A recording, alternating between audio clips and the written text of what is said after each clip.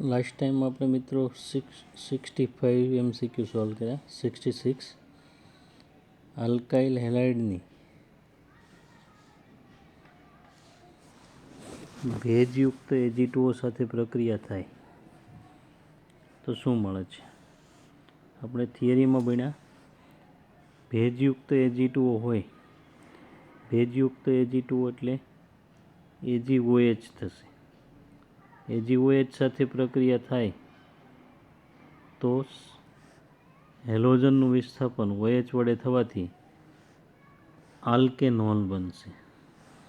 અને જો આ જ પ્રક્રિયામાં ડ્રાય Ag2O હોય તો ઇથર બને, આલ્કોક્સી આલ્કેન બને. ત્યાર પછી નીચેની પ્રક્રિયામાં સંયોજન બી શું હશે? C2H5 એટલે બ્રોમોઇથેન છે. બ્રોમોઇથેનની કેસીએન સાથે પ્રક્રિયા થાય એટલે બીઆરનું વિસ્થાપન CN વડે થવાથી આપણને CH3 CH2 CN મળશે. આ સંયોજન એ થશે.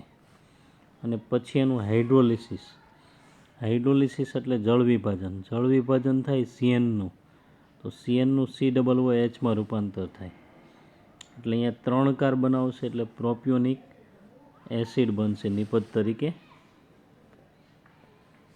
ત્યાર પછી ઇથાઇલ ક્લોરાઇડની પોટેશિયમ સાયનાઇડ સાથેની પ્રક્રિયાથી મળતી નિપજનું સોડિયમ અને આલ્કોહોલ વડે રિડક્શન કરવાથી મળતી નિપજ કઈ હશે?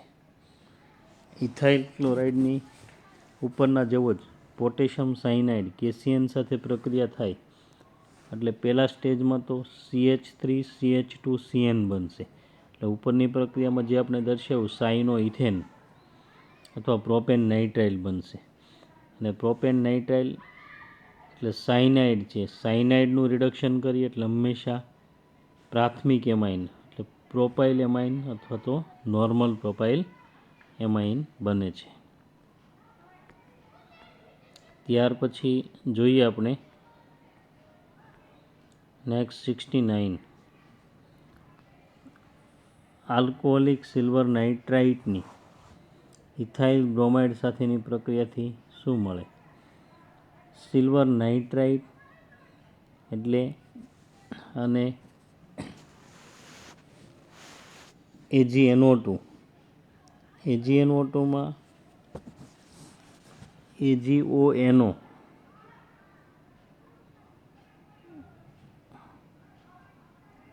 એમાં O અને N વચ્ચેનો જે બંધ છે એ કોવેલેન્ટ કેરેક્ટર વધારે હોય. સહસંયોજક લાક્ષણિકતાને કારણે શું થાય છે? Ag ને O વચ્ચેનો બંધ તૂટતો નથી. એટલે જે નાઇટ્રોજન પર અબંધકારક ઇલેક્ટ્રોન યુગ્મ હોય એ અબંધકારક ઇલેક્ટ્રોન યુગ્મ દ્વારા જોડાણ થશે, અહીંથી N દ્વારા જોડાણ થશે એટલે નાઇટ્રો આલ્કેન બને. પણ જો આ પ્રક્રિયામાં પોટેશિયમ નાઇટ્રાઇટ કે સોડિયમ નાઇટ્રાઇટ હોય તો એમાં અહીંથી વિયોજન થાય એટલે ઓક્સિજન દ્વારા જોડાણ થાય તો આલ્કાઇલ નાઇટ્રાઇટ બને છે. ત્યાર પછી 3-બ્રોમોપેન્ટેનની ઇથેનોલમાંના પોટેશિયમ ઇથોક્સાઇડ સાથેની પ્રક્રિયાથી મળતી નિપજ. 3-બ્રોમોપેન્ટેન એટલે અહીંયા પેન્ટ 2 મળે, વિલોપન પ્રક્રિયા થાય. આલ્કોહોલિક KOH લઈએ, આલ્કોહોલિક KOH એટલે વિલોપન પ્રક્રિયા થશે. હવે વિલોપન પ્રક્રિયામાં આપણને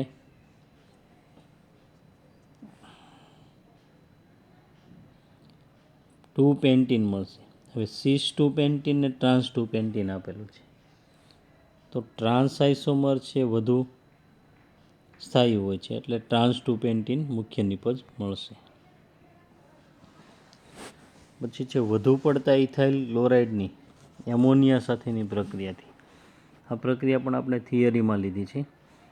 વધુ પડતો ઇથાઇલ ક્લોરાઇડ હોય તો પહેલાં 1 મોલ એમોનિયા સાથે 1 મોલ ક્લોરોઇથેનની પ્રક્રિયા થાય એટલે ઇથાઇલ એમાઇન બને, પ્રાથમિક એમાઇન. પછી વધુ ઇથાઇલ ક્લોરાઇડ લઈએ તો દ્વિતીયક એમાઇન N ઇથાઇલ ઇથેનેમાઇન, પછી NN ડાઇથાઇલ ઇથેનેમાઇન અને છેલ્લે ટેટ્રાઇથાઇલ એમોનિયમ ક્લોરાઇડ ક્ષાર બને છે, ચતુર્થક એમોનિયમ ક્ષાર બને છે. કાર્બનિક સંયોજનોના મિશ્રણની ઇથરમાંના સોડિયમ સાથેની પ્રક્રિયાથી આઇસોબ્યુટેન નિપજ તરીકે મળે છે. તો બે સંયોજનો ક્યાં હોય છે? આઇસોબ્યુટેન એટલે CH3 થ્રાઇસ-COH થશે. CH3 થ્રાઇસ-COH. CH3 CH3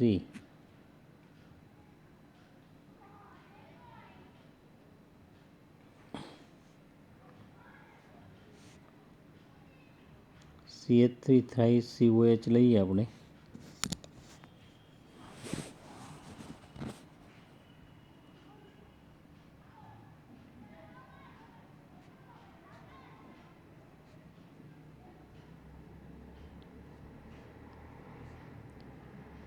હવે ઇથરમાંના સોડિયમ સાથેની પ્રક્રિયા એટલે વુડ્સ પ્રક્રિયા. વુડ્સ પ્રક્રિયાથી મળતી નિપજ પરથી પ્રક્રિયક શોધવો હોય તો બે ભાગ પાડવાના. આમાં તો ગમે ત્યાંથી ભાગ પાડો, કોઈ પણ આ કાર્બનથી અહીંથી ભાગ પાડો, બરાબર. તો એક મિથાઇલ સમૂહ સાથે હેલોજન લેવાનો એટલે મિથાઇલ ક્લોરાઇડ, અને બીજો સમૂહ છે આઇસોપ્રોપાઇલ, એ એક H હોય છે, આઇસોપ્રોપાઇલ.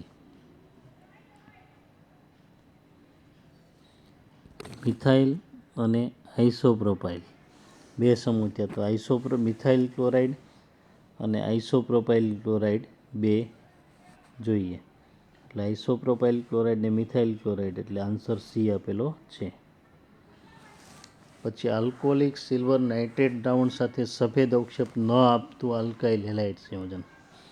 હવે AgNO3 સાથે સફેદ અવક્ષેપ AgCl ના મળે, એટલે જેમાંથી Ag+ છૂટું પડતું હોય એ સફેદ અવક્ષેપ આપશે. આમાં જેમાંથી Cl- છૂટું પડતું હોય આ કાર્બનિક સંયોજનોમાંથી AgNO3 સાથે સફેદ અવક્ષેપ આપે. તો વિનાઇલ ક્લોરાઇડ છે, વિનાઇલ ક્લોરાઇડ એમાં CH2 ડબલ બોન્ડ CHCl હોય, એટલે હેલોજન છે એ દ્વિબંધવાળા કાર્બન સાથે જોડાયેલો હોવાથી સંસ્પંદનને કારણે આંશિક દ્વિબંધ લાક્ષણિકતા ધરાવે છે, અને એને કારણે Cl- તરીકે છૂટો પડતો નથી, એટલે સફેદ અવક્ષેપ નહીં આપે. એટલે આન્સર આપશે આપણો વિનાઇલ ક્લોરાઇડ.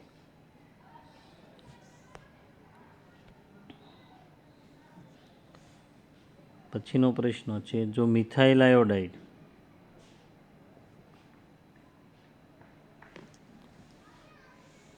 અને ઇથાઇલ આયોડાઇડને સમાન પ્રમાણમાં મિશ્ર કરી મિશ્રણની શુષ્ક ઇથરમાંના ધાત્વિક સોડિયમ સાથે પ્રક્રિયા કરવામાં આવે તો મળતી શક્ય નિપજોની સંખ્યા. આ પ્રક્રિયા વુડ્સ પ્રક્રિયા છે. હવે મિથાઇલ આયોડાઇડ અને ઇથાઇલ આયોડાઇડ બે જુદા જુદા પ્રકારના આલ્કાઇલ હેલાઇડ હોય તો મિથાઇલ આયોડાઇડમાંથી મિથાઇલ મુક્ત મૂલક બને, ઇથાઇલ આયોડાઇડમાંથી ઇથાઇલ મુક્ત મૂલક બને. તો આ પ્રક્રિયામાં બે મિથાઇલ મુક્ત મૂલક જોડાય તો ઇથેન બને, બે મિથાઇલ મુક્ત મૂલક જોડાય તો ઇથેન બનશે, બે ઇથાઇલ મુક્ત મૂલક જોડાય તો બ્યુટેન બને, અને એક મિથાઇલ ને એક ઇથાઇલ મુક્ત મૂલક જોડાય તો પ્રોપેન બને. ટોટલ 3 નિપજો મળશે અહીંયા. ત્યાર પછી ઇથાઇલ બ્રોમાઇડની લેડ સોડિયમ મિશ્ર ધાતુ સાથે પ્રક્રિયા થાય. લેડ સોડિયમ મિશ્ર ધાતુ સાથે ટેટ્રાઇથાઇલ લેડ બને છે, ટેટ્રાઇથાઇલ લેડ, એટલે આન્સર આવશે તો આપણો એ, જે એન્ટી નોકિંગ એજન્ટ તરીકે વપરાય છે. પછી SN2 ક્રિયાવિધિ ખાલી જગ્યા દ્વારા થાય છે. SN2 ક્રિયાવિધિમાં કાર્બોકેટાયન નથી બનતો, કાર્બોનિયમ આયન અથવા કાર્બેન આયન નથી બનતો, મુક્ત મૂલક પણ નથી બનતો, પરંતુ સંક્રાંતિ અવસ્થા આવે છે, ટ્રાન્ઝિશન સ્ટેટ. પછી છે 1,2-ડાયબ્રોમો પ્રોપેનની ધાત્વિક સોડિયમ સાથેની પ્રક્રિયાથી મળતી નિપજ. 1,2-ડાયબ્રોમોપ્રોપેન એની ધાત્વિક સોડિયમ સાથે પ્રક્રિયા. 1,2-ડાયબ્રોમોપ્રોપેન આપણે CH3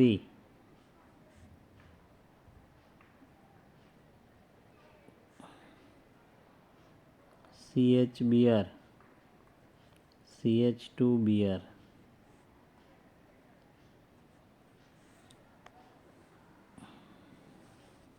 1,3-ડાયબ્રોમોપ્રોપેન ધાત્વિક ઝીંક સાથેની પ્રક્રિયા છે.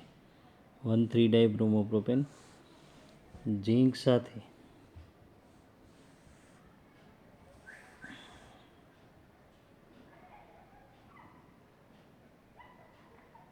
1,3-ડાયબ્રોમોપ્રોપેન લખી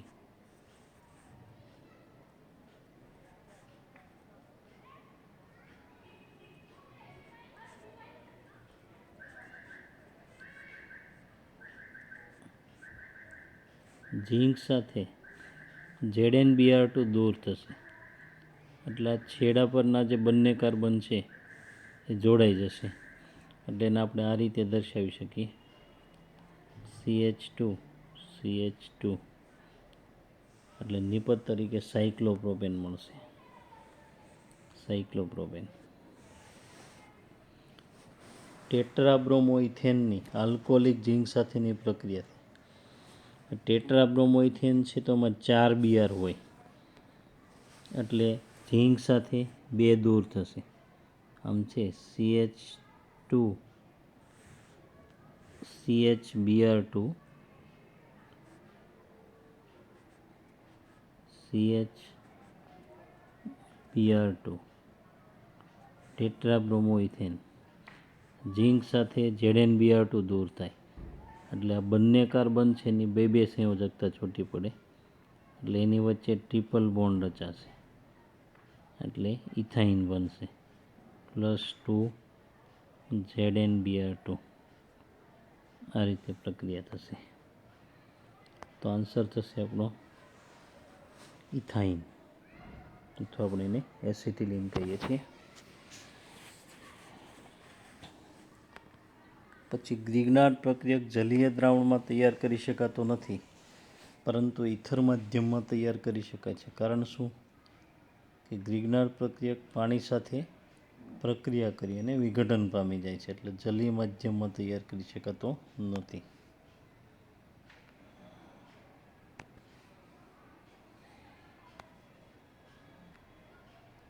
પછી પ્રકાશ અને ગરમીની હાજરીમાં પ્રોપાઇલ બેન્ઝીનની બ્રોમિન સાથેની પ્રક્રિયા. પ્રોપાઇલ બેન્ઝીન એટલે બેન્ઝીન વલય સાથે CH2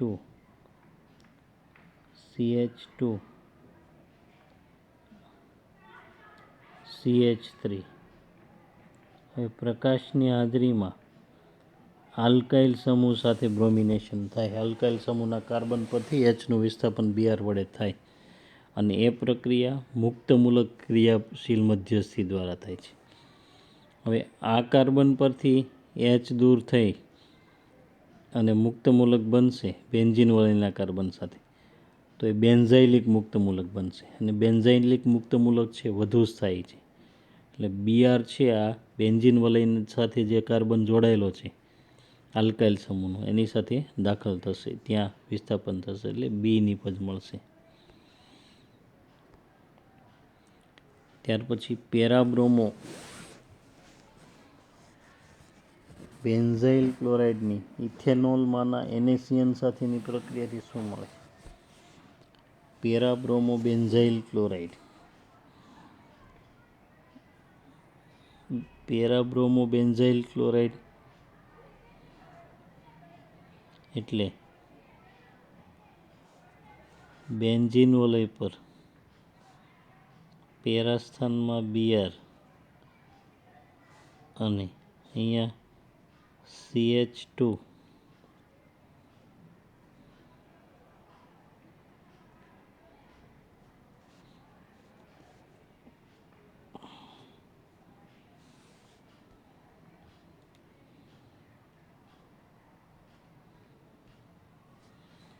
આ બેન્ઝીન વલય પર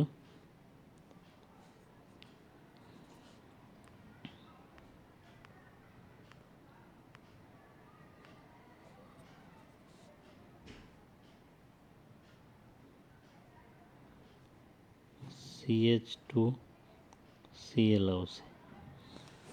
તો અહીંયા કાં તો Clનું વિસ્થાપન થશે અને કાં તો Brનું, પણ Br બેન્ઝીન વલય સાથે જોડાયેલો છે એટલે એનું વિસ્થાપન મુશ્કેલ.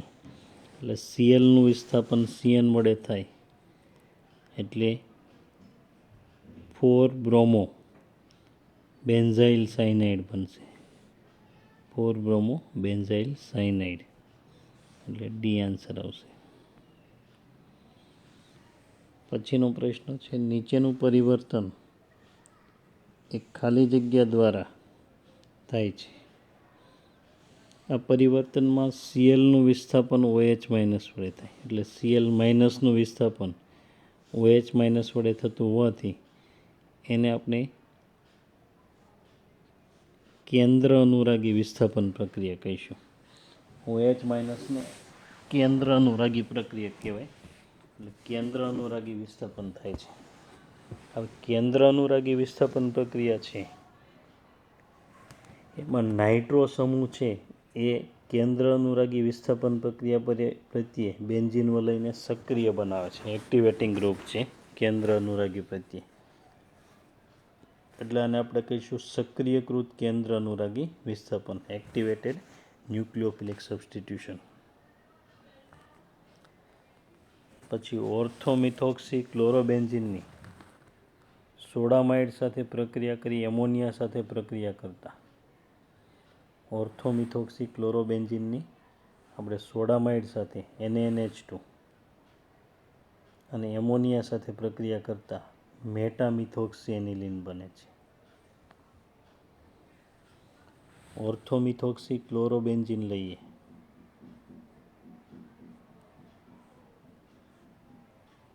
અહીંયા OCH3 અને અહીંયા Cl. તો અહીંયા પહેલાં ખરેખર શું બને છે, આમાંથી બેન્ઝાઇન ક્રિયાશીલ મધ્યસ્થી બને છે એટલે Cl અને બાજુના કાર્બન પરથી અહીંયા OCH3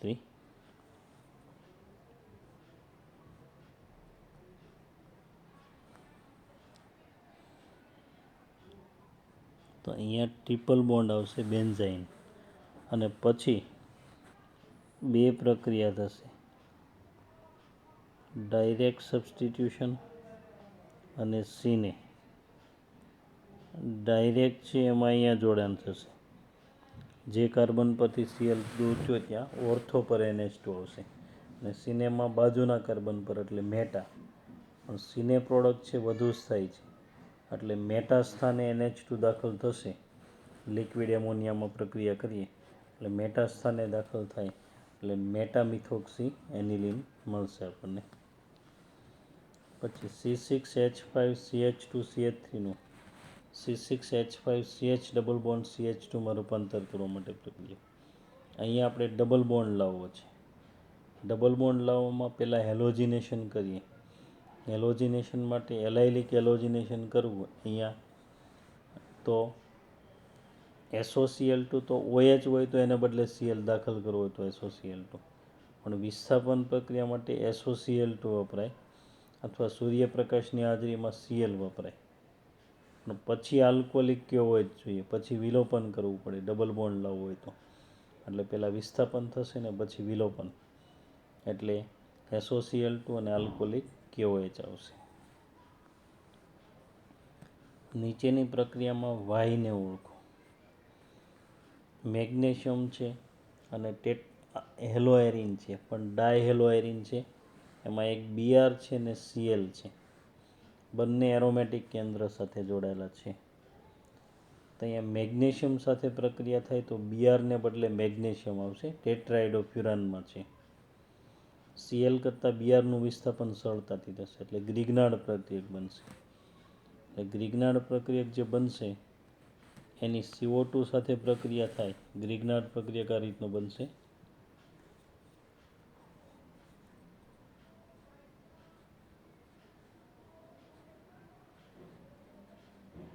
અહીંયા Cl અને સામે MgBr, પછી CO2 સાથે પ્રક્રિયા થાય, CO2 સાથે, એટલે અહીંયા એરોમેટિક કેન્દ્ર છે એની સાથે Cl તો પેરા સ્થાનમાં રહેશે, અહીંયા C ડબલ બોન્ડ O અને OMgBr આવશે, અને આ OMgBr બન્યો એનું આપણે હાઇડ્રોલિસિસ કરીએ તો અહીંથી ભાગ પડશે, એટલે અહીંયા H અને અહીંયા OH, એટલે C ડબલ OH બની જશે અને એના પેરા સ્થાનમાં Cl આવશે, એટલે આન્સર તરીકે એ આવશે પેરા સ્થાનમાં Cl ને C ડબલ OH. ત્યાર પછી છે નીચેની પ્રક્રિયાની નિપજ જણાવો. આ જે Cu છે અને આયોડો આલ્કેન છે એના પેરા સ્થાનમાં મિથાઇલ, તો આ પ્રક્રિયા વુડ્સ પ્રક્રિયા જેવી જ છે. અહીંયા 2 હેલો આયરીન વપરાશે, Me સાથે અહીંયા Br છે તો I છે પ્લસ 2Cu પ્લસ પાછો બીજો મૂળ અહીંયા Me, તો આમાંથી Cu2I2 દૂર થશે એટલે Me સાથે 2 એરોમેટિક કેન્દ્ર આવશે, આ રીતે બાયફિનાઇલ રિંગ આવશે Me, અને Cu2Br2 દૂર થશે, Cu2Br2 દૂર થશે, એટલે આન્સર તરીકે ડી આવશે, C આવશે, C આન્સર.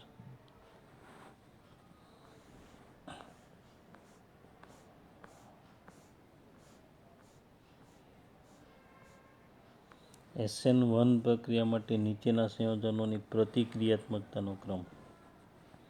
હવે SN1માં કાર્બોકેટાયન બને છે, બેન્ઝાઇલ ક્લોરાઇડ છે એમાંથી બેન્ઝાઇલ કાર્બોકેટાયન બનશે જે સંસ્પંદન સ્થાયિત્વ પ્રાપ્ત કરશે, અહીંયા CH2+ આવશે એટલે સંસ્પંદન સ્થાયિત્વ પ્રાપ્ત કરશે. પછી પેરામિથોક્સી બેન્ઝાઇલ ક્લોરાઇડમાં પેરા સ્થાનમાં મિથોક્સી આવશે, અહીંયા OMe આવશે, પેરા સ્થાનમાં મિથોક્સી.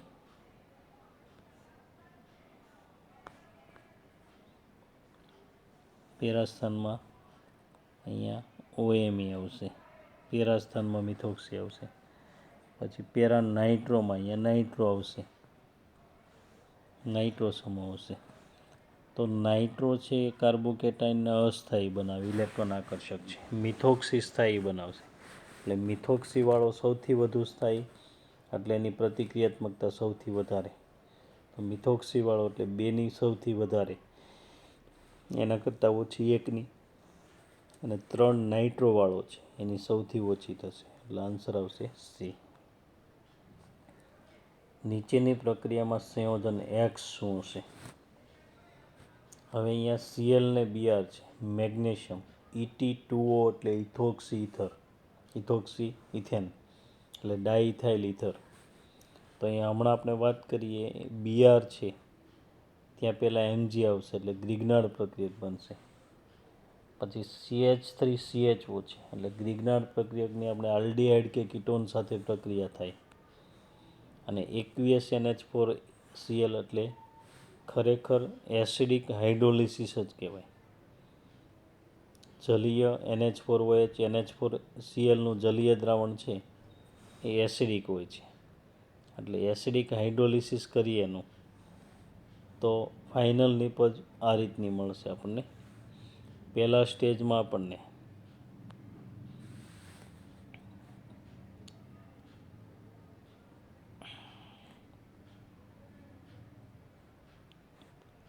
અહીંયા Cl છે અને અહીંયા MgBr થશે, બીઆર છે ત્યાં એમજી જોડાશે. પછી CH3CHO,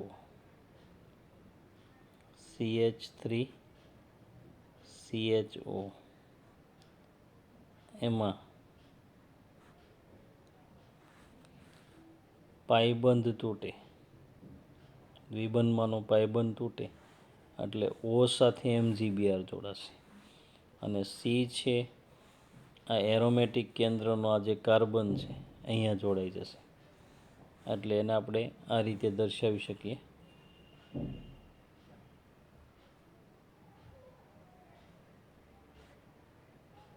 અહીંયા Cl આવશે, અહીંયા CH, એની સાથે CH3 અને અહીંયા O છે એની સાથે MgBr. અને પછી એનું આલ્કલાઇન હાઇડ્રોલિસિસ થશે. આલ્કલાઇન હાઇડ્રોલિસિસ અહીંયાથી થાય એટલે અહીંયા H અને અહીંયા OH જોડાઈ જાય.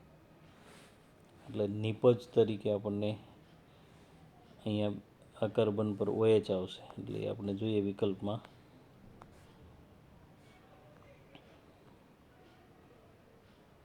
તો આન્સર આપ્યો છે આપણને જે સી આન્સર છે એ થશે. Cl એમનેમ રહેશે.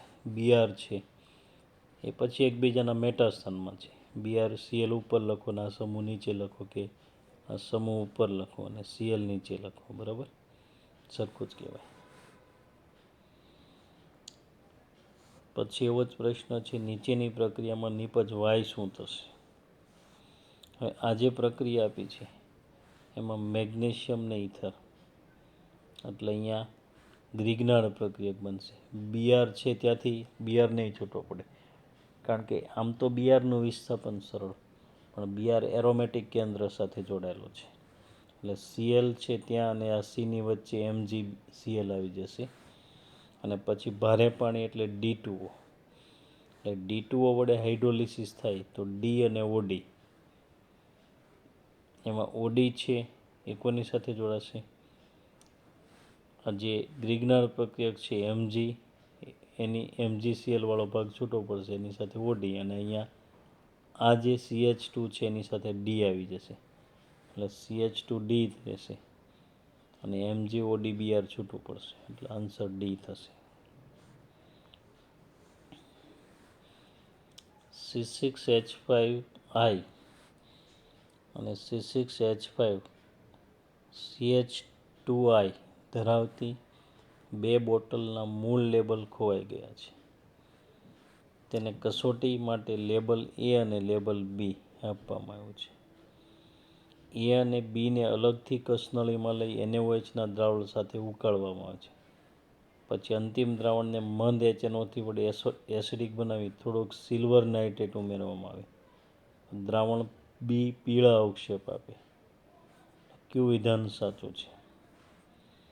A તરીકે C6H5CH2I હોય કે B તરીકે A તરીકે C6H5I હોય કે B તરીકે C6H5I હોય?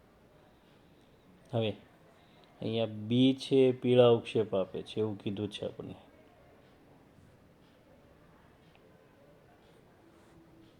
દ્રાવણ દરેક HNO3માં દ્રાવણ B પીળા અવક્ષેપ આપે છે. B પીળા અવક્ષેપ આપે તો અહીંયા બે સંયોજનો આપણને જે મળે છે, બે સંયોજનો એ આ રીતના છે. એક છે C6H5I, એટલે એરોમેટિક કેન્દ્ર પર I છે,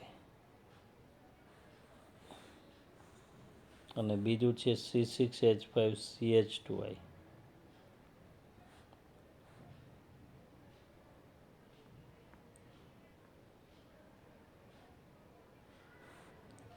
તો આમાં જે I છે અહીંથી છૂટો પડી શકે. આમાં એરોમેટિક કેન્દ્ર સાથે જોડાયેલો છે એટલે છૂટો પડે નહીં. I છૂટો પડે તો સિલ્વર નાઇટ્રેટ સાથે સફેદ અવક્ષેપ મળે આયોડાઇડના. એટલે આ સંયોજન B હોય તો આ સંયોજન A હોય. એટલે સાચો વિકલ્પ આપણને આવશે A વોઝ C6H5I. એ વિકલ્પ આવ્યો છે એ સાચો વિકલ્પ આવશે. એટલે B વિકલ્પ છે એ સાચો. બી તરીકે C6H5CH2. પછી મેટાનાઇટ્રોબ્રોમોબેન્ઝીન 2,4,6 ટ્રાઇનાઇટ્રોબ્રોમોબેન્ઝીન અને પેરાનાઇટ્રોબ્રોમોબેન્ઝીન અને 2,4-ડાયનાઇટ્રોબ્રોમોબેન્ઝીનની OH- પ્રત્યેની પ્રતિક્રિયાત્મકતાનો ક્રમ. OH- છે કેન્દ્ર અનુરાગી વિસ્થાપન પ્રક્રિયા કરશે. કેન્દ્ર અનુરાગી પ્રક્રિયામાં નાઇટ્રો સમૂહ છે એની પ્રતિક્રિયાત્મકતા વધારે છે. નાઇટ્રો સમૂહની પ્રતિક્રિયાત્મકતા, નાઇટ્રો સમૂહની સંખ્યા વધારે એમ પ્રતિક્રિયાત્મકતા વધારે. સૌથી વધુ 3 નાઇટ્રો 2,4,6 ડાયનાઇટ્રોબ્રોમોબેન્ઝીન એટલે બીમાં છે, એટલે બેની પ્રતિક્રિયાત્મકતા સૌથી વધારે આવશે. પછી 2,4-ડાયનાઇટ્રોબ્રોમોબેન્ઝીન એટલે ચોથાની, એ તો બંનેમાં આપેલું છે. હવે પેલું છે મેટાનાઇટ્રોબ્રોમોબેન્ઝીન અને પેરાનાઇટ્રોબ્રોમોબેન્ઝીન. તો પેરાનાઇટ્રો છે એના ઓર્થો અને પેરા સ્થાનેથી ઇલેક્ટ્રોન ઘનતા ઘટાડે છે.